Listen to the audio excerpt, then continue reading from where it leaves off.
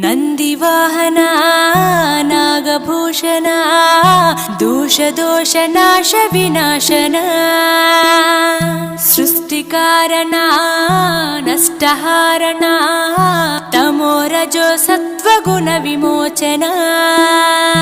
మాఘమాసమున కృష్ణపక్షమున చతుర్దశి నడి జామురాతిరిన మహాలింగమే ఉద్భవించెనట బ్రహ్మ విష్ణువుల అహం అనిగెనట సృష్టికి మూలం నీవని తెలిసి సాగిలబడి నీ మహిమకు మొక్కే అదే మహాశివరాత్రి వెలిసినట